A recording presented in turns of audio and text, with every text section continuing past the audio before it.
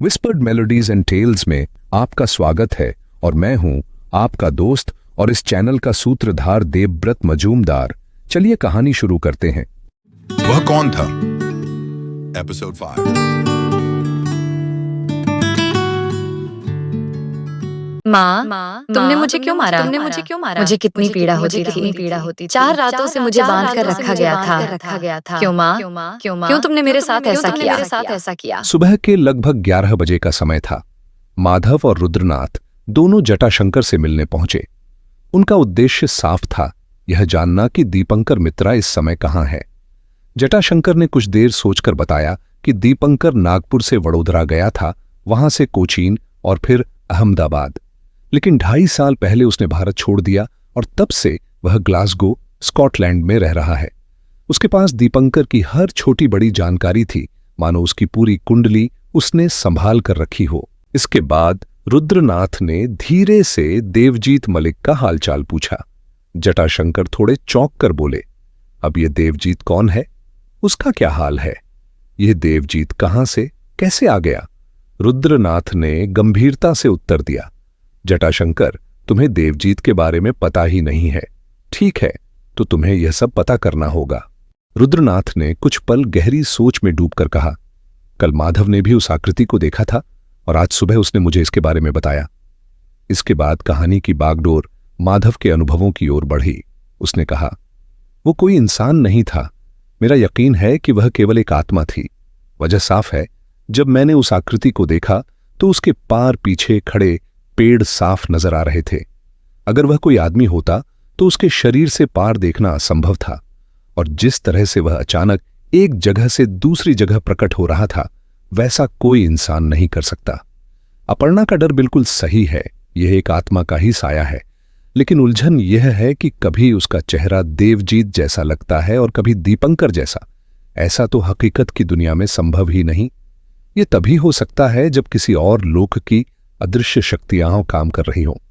लगता है अपर्णा की जिंदगी पर सचमुच किसी प्रेतात्मा का साया है, एक ऐसा साया जो उससे बदला लेने आया है, और इसमें पुलिस कुछ नहीं कर सकती। जहां तक प्रेरणा के अपहरण की बात है, हो सकता है कि इसमें किसी ऐसे इंसान का हाथ हो जो अपर्णा और प्रदीप दोनों से पुराना बदला लेना चाहता हो। अब सबसे अहम सवाल यह है कि अपर्णा और प्रेरणा के बीच आखिरकार रिश्ता क्या है। माधव बोल ही रहा था कि तभी रुद्रनाथ ने बीच में रोकते हुए कहा, माधव, तुम भारत में यानी नागपुर में रहकर यह पता करो कि अपर्णा और प्रेरणा का क्या संबंध है। और मैं, रुद्रनाथ ने आगे कहा, और मैं, क्योंकि मेरे पास यूके और कनाडा दोनों का टूरिस्ट वीजा है, जिसकी वैधता अभी 5 साल और है।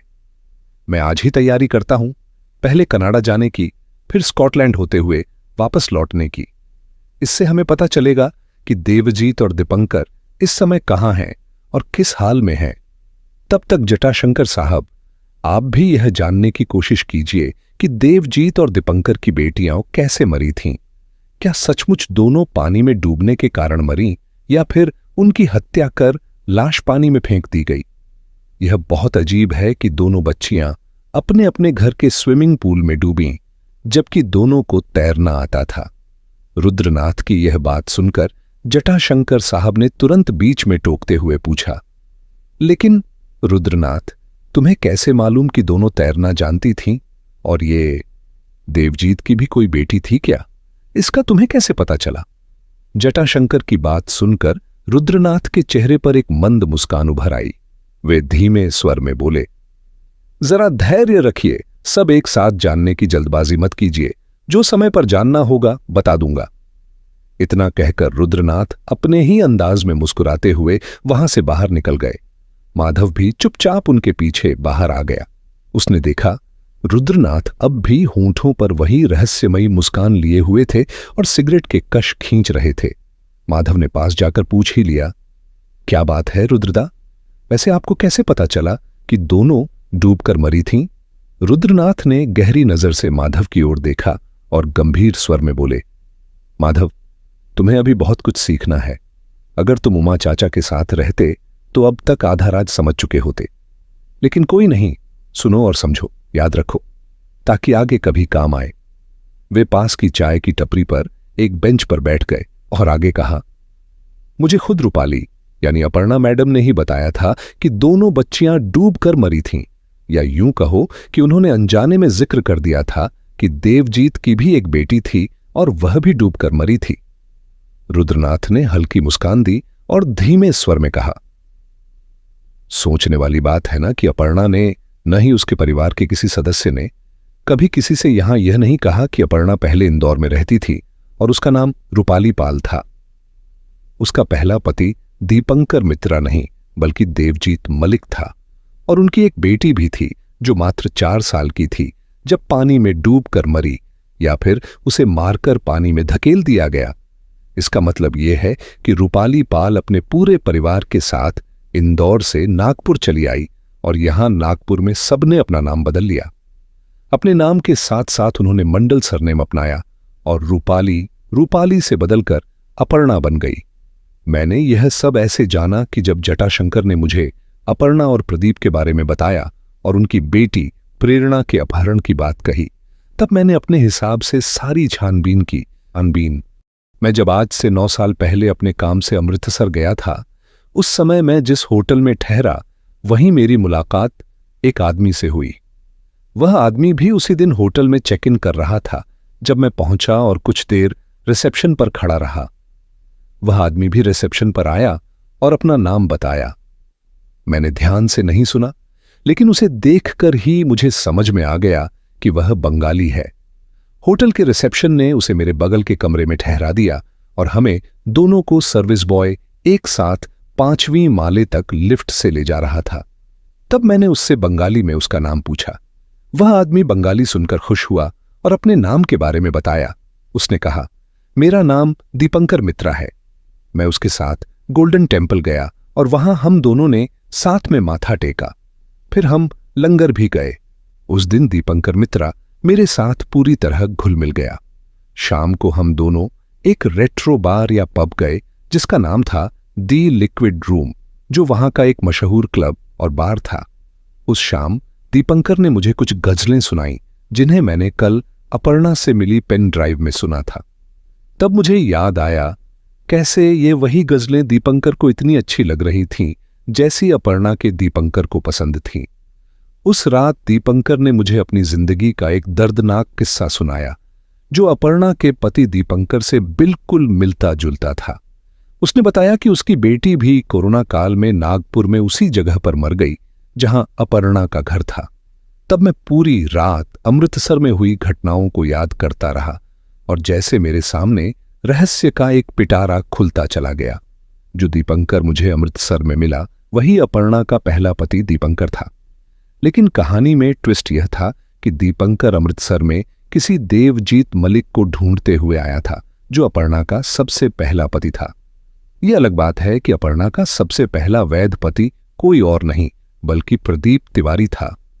उस रात मुझे पता चला कि दीपंकर के हाथ में अपर्णा की एक डायरी थी जिसमें उसने सब कुछ लिखा था। इसी डायरी के माध्यम से दीपंकर को यह पता चला कि देवजीत दीपंकर से पहले अपर्णा का पति था। हम दोनों क्लब में बात कर ही रहे थे कि दीपंकर ने एक वेटर से पूछा, यहां कोई पिंड वाले जायका का रेस्टोरेंट है क्या? वेटर ने कहा, हां, हमारे इंद्रजीत जी बताएंगे। थोड़ी देर में एक सिख सज्जन झूमते हुए आए और हमारे साथ बैठ गए। उन्होंने बताया कि वह रेस्टोरेंट के मालिक हैं, लेकिन अब उनका नाम बदलकर सराबजीत की रसोई रख दिया गया है। दीपंकर ने पूछा, हम इस रेस्टोरेंट के बारे में क्यों पूछ रहे हैं? उस सिख ने कहा, तुम्हारा दोस्त बता रहा था कि इस रेस्टोरेंट का खाना बिल्कुल यूनिक है और मालिक का नाम देवजीत है। इंद्रजीत ने फिर कहानी सुनाई। 16 साल पहले सराबजीत की रसोई एक भाई बहन और उनकी मां ने शुरू किया था। मां के गुजर जाने के बाद पूरा रेस्टोरेंट संभाल सराबजीत कौर, उनकी बेटी और देवजीत मलिक ने किया। उस खुशहाल परिवार पर किसी की नजर लग गई। वही क्लब भी उन्हीं का था। लेकिन 20 साल पहले देवजीत ने शादी की और उसकी पत्नी मानसिक रूप से अस्थिर निकली। उन्हें एक बेटी भी हुई, लेकिन बहू का मानसिक विकार बरकरार रहा। बात यहीं खत्म नहीं हुई। भाभी को धीरे धीरे अजीब परछाइयां दिखने लगीं। यहां तक कि उसका झुकाव रेस्तरां के ही एक वेटर की ओर हो गया।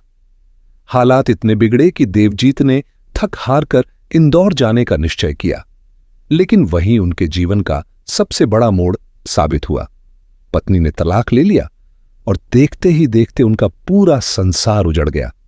फिर देवजीत अपने पूरे परिवार के साथ कनाडा के टोरंटो चले गए। सुना है वहां सबने मिलकर एक ढाबा खोल लिया और आज तक वहीं बस गए हैं।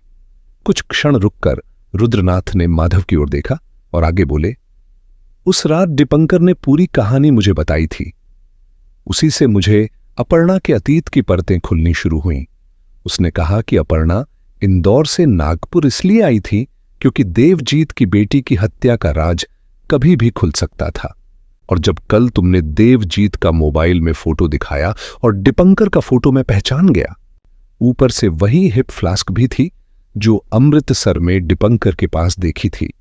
तब सवाल उठा, जब दोनों को तैरना आता था तो फिर वह बच्ची डूबकर कैसे मर सकती थी? इसमें अवश्य ही कोई रहस्य छुपा है। इतना कहकर रुद्रनाथ ने गहरी सांस ली और कहा, कल रात ही मैंने कनाडा और यूके की फ्लाइट के टिकट करा लिए हैं, साथ ही वापसी का भी। आज रात मुंबई से मेरी उड़ान है। अब मुझे निकलना होगा। माधव, इस बीच तुम खोज जारी रखना। क्या पता क्या सामने आ जाए। जब मैं 7 दिन बाद लौटूंगा, उम्मीद है कि तब तक यह पूरी गुत्थी सुलझ चुकी होगी। रुद्रनाथ माधव को वहीं छोड़कर निकल पड़ा। उसका नागपुर से मुंबई का विमान 16:55 पर निर्धारित था। रुद्रनाथ के चले जाने के बाद माधव विलोब्रुक स्कूल पहुंच गया। वहां उसकी मुलाकात न्योमा से हुई। माधव ने सीधे सवाल किया, क्या आप प्रेरणा के साथ उसी स्कूल बस में जाती थीं? क्या आपने कभी उस लड़के को बस में देखा था? न्योमा ने कुछ देर सोचने के बाद उत्तर दिया, वो लड़का, क्या आप उसी की बात कर रहे हैं जो प्रेरणा के अपहरण में शामिल था? माधव ने हामी में सिर हिलाया। न्योमा ने गंभीर स्वर में कहा, नहीं, मैंने उस लड़के को कभी नहीं देखा। जो लड़का प्रेरणा से मिलता जुलता था उसके बारे में मैं कुछ नहीं जानती। हां, इतना जरूर याद है कि बस में हमेशा एक हेल्पर रहता था। माधव ने न्योमा की आंखों में सच्चाई देखी। उसे लगा कि न्योमा सही कह रही है। इस तरह माधव की आशा कि शायद न्योमा को इस राज के बारे में कुछ पता हो पूरी तरह टूट गई। माधव कुछ देर तक स्कूल के बगीचे में टहलता रहा। उसका मन बार बार उसी पिछली गेट की ओर खींच रहा था जहां से प्रेरणा उस घटना वाले दिन दोपहर में उस लड़के के साथ बाहर गई थी। गेट तक पहुंचकर उसने गौर किया, वहां केवल एक सीसीटीवी कैमरा था जो निगरानी कर रहा था, पर कोई चौकीदार नहीं था जो छात्रों को रोक सके या नजर रख सके। माधव ने यह भी नोट किया कि गेट पर कोई ताला तक नहीं था। इसका मतलब साफ था कि कोई भी आसानी से अंदर बाहर आ सकता था। यह सब देखने के बाद माधव सीधे न्योमा मैडम के पास पहुंचा और उनसे कैमरे की फुटेज देखने की अनुमति मांगी, मगर न्योमा मैडम ने उसे मना कर दिया और कहा, जब तक प्रिंसिपल मैडम आदेश नहीं देती मैं फुटेज नहीं दिखा सकती। मायूस होकर माधव अब प्रिंसिपल के कमरे की ओर बढ़ा, लेकिन दरवाजे तक पहुंचकर ही उसके कदम रुक गए। भीतर से उसे अपर्णा मैडम की आवाज सुनाई दी, जो किसी से फोन पर बात कर रही थीं।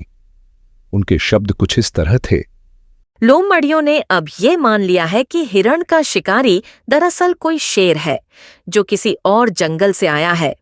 लोमड़ियां उस हिरण को भूल चुकी हैं और अब उस शेर को भी परेशान नहीं करेंगी। लेकिन अब शेर को अपनी शेरनी से अलग होना होगा, वरना वही उसके लिए खतरा बन सकती है।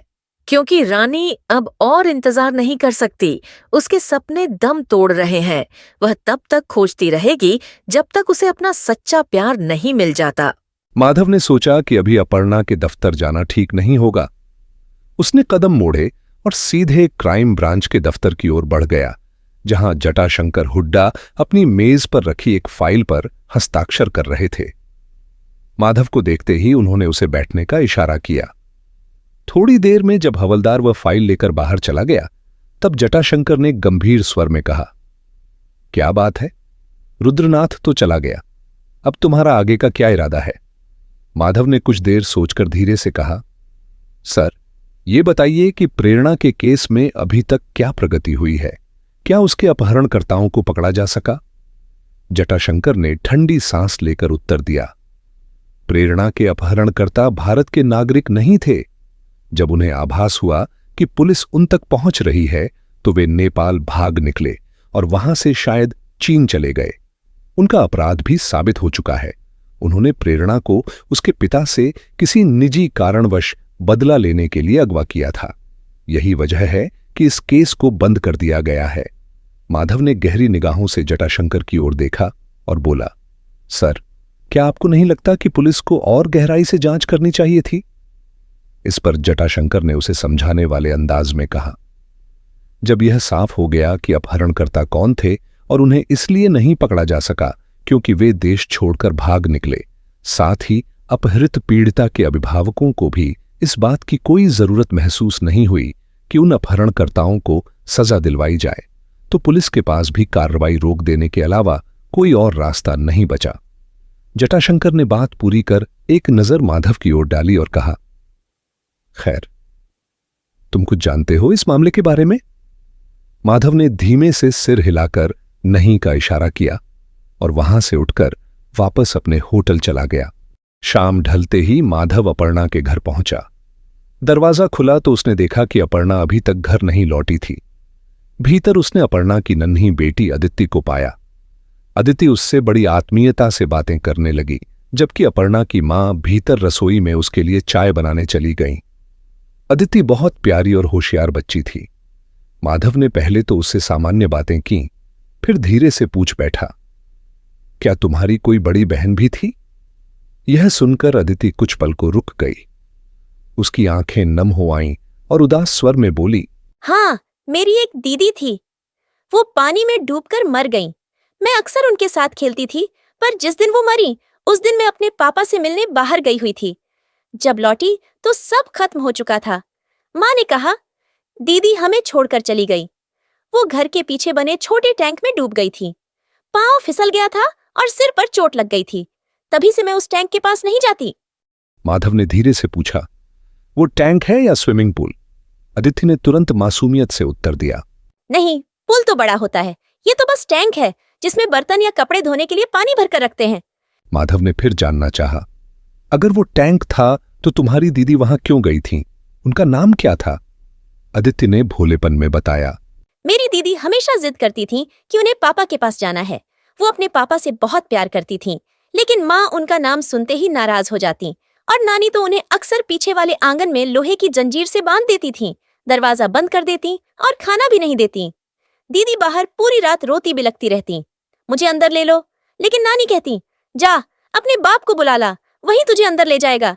यहाँ तक कि वो कहती, अगर तेरा बाप आया तो उसका नाम भी बदल दूंगी। दीदी बरसात और ठंड में कांपती रहती, भीगती रहती, लेकिन उन्हें कोई अंदर नहीं लाता था। माधव की आंखें भर आईं, जैसे वो उस पीड़ा को अपने दिल में महसूस कर रहा हो। उसने गहरी आवाज में पूछा, ऐसा कितनी बार हुआ होगा बेटा? अब अदिति भी फूट फूट कर रोने लगी। रोते हुए बोली, ये तो अक्सर होता था।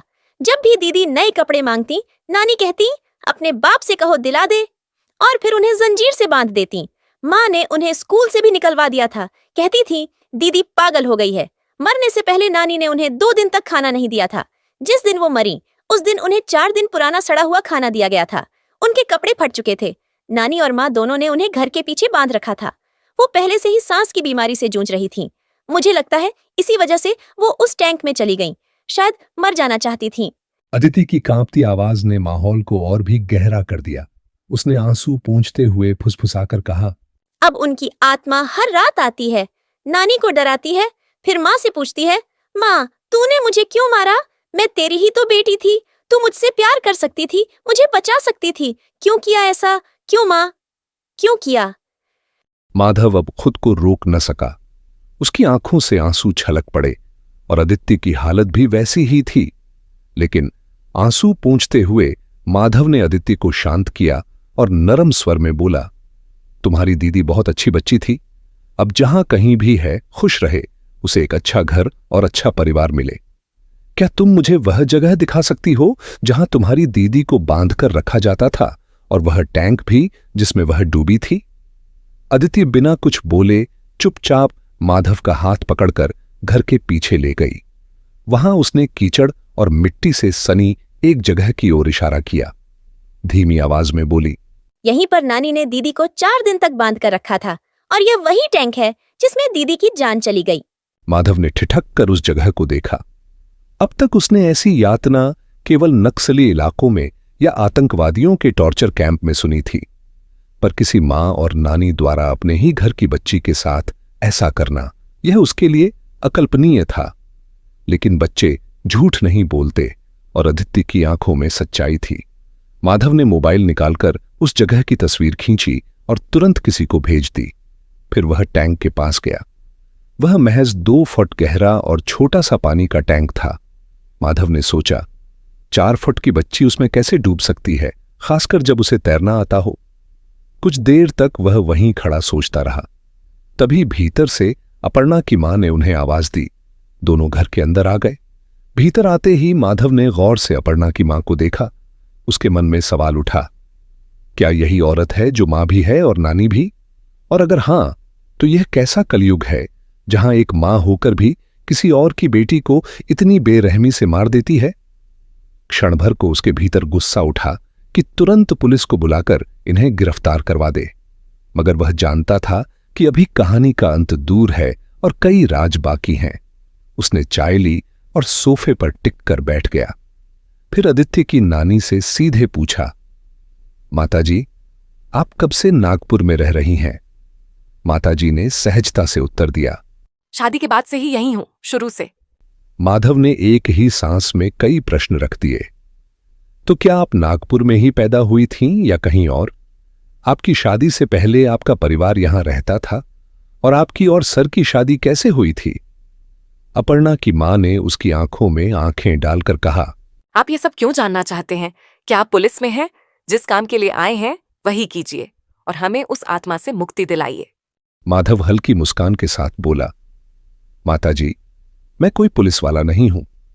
मैं तो बस एक साधारण इंसान हूं जो आत्माओं से संवाद कर सकता है।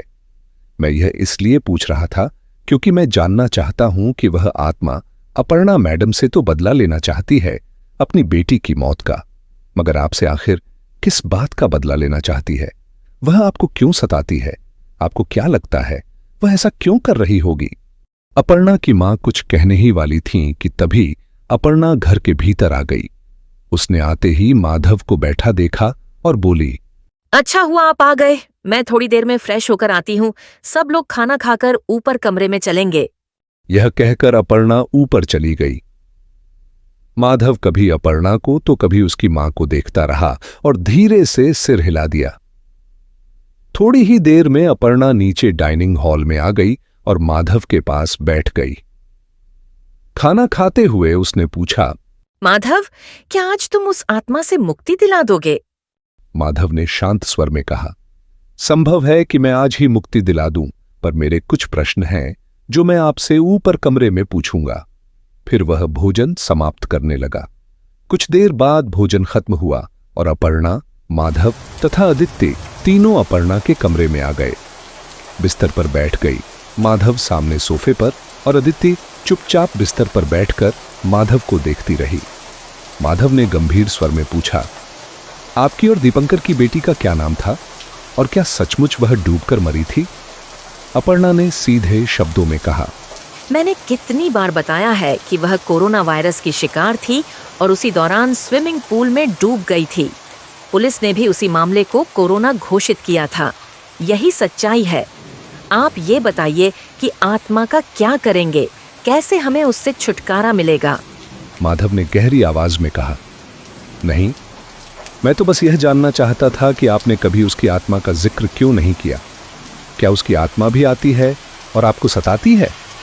इतना कहना ही था कि अचानक बाहर तेज बिजली चमकने लगी और बारिश होने लगी। माधव खिड़की की ओर मुड़कर बैठ गया। बाहर से जैसे किसी के कदमों की आहट आने लगी, बिल्कुल वैसी ही जैसी पिछली रात आई थी। माधव अब और ध्यान से खिड़की के बाहर देखने लगा कि तभी वही आत्मा अचानक खिड़की के बाहर खड़ी दिखाई दी। कमरे में धुआं भरने लगा और कुछ देर बाद वह आकृति जो बाहर खड़ी थी अब भीतर आने लगी। वह माधव के पास उसी मेज पर आकर बैठ गई जो अचानक वहां प्रकट हुआ था। और फिर एक बच्ची की छवि दिखाई देने लगी, जंजीरों से बंधी, सिसकती हुई। अपर्णा भयभीत हो उठी, जबकि माधव और आदित्य उस दृश्य को स्थिर निगाहों से देखते रह गए। माधव ने उस आत्मा को जो उसके पास बैठी थी छूने की कोशिश की, लेकिन उसका हाथ जैसे शून्य में टकरा गया। वह आत्मा छुई ही न जा सकी। आत्मा ने धीमे परंतु भयावह स्वर में माधव की ओर देखते हुए कहा, माधव, तुम चाहे आत्माओं के रक्षक हो, पर मुझे नहीं छू पाओगे। आज मैं तुम्हें इस स्त्री की असली सच्चाई बताता हूं। जिस पाप का बीज इसने बोया है, उसकी सजा इसे इसी जन्म में मिलेगी। बताओ, इस मासूम बच्ची का क्या कसूर था जिसे मार दिया गया? इसे जानवर की तरह कीचड़ में जंजीरों से बांधकर रखा गया, और सिर्फ इसलिए मार डाला गया क्योंकि यह अपने पिता को भूल नहीं पा रही थी। इतना कहकर वह आत्मा अचानक विलीन हो गई। अब वह बच्ची बोल पड़ी। उसकी करुण आवाज कमरे में गूंजने लगी। माँ, तुमने मुझे क्यों मारा? मुझे कितनी पीड़ा होती थी। 4 रातों से मुझे बांध कर रखा गया था। क्यों माँ? क्यों तुमने मेरे साथ ऐसा किया? कमरे का वातावरण सन्नाटे से भर गया। तभी नीचे से किसी की चीख सुनाई दी, अपर्णा के भाई की, और साथ ही उसकी मां के रुदन की आवाज भी आने लगी। अपर्णा और माधव दौड़कर नीचे पहुंचे। वहां का दृश्य देख उनके पैरों तले जमीन खिसक गई। अपर्णा के पिता हाथ में लोहे की छड़ लिए खड़े थे, जिस पर ताजा खून लगा हुआ था, और पास ही उस छोटे से पानी के टैंक में अपर्णा की मां लहूलुहान पड़ी थी। पिता के सिर से भी खून बह रहा था, क्योंकि अपर्णा के भाई ने उन पर वार कर दिया था। कुछ ही देर में अपर्णा के पिता जमीन पर गिर पड़े और तड़पने लगे। उनका खून सरकता हुआ जमीन पर फैलने लगा। अपर्णा की चीख पूरे घर में गूंज गई। माधव ने तुरंत अपना फोन उठाया और जटाशंकर को कॉल कर दिया। नमस्ते प्यारे दोस्तों, स्वागत है विस्पर्ड मेलोडीज एंड टेल्स में, जहां संगीत और कहानियां एक नई जिंदगी पाती हैं।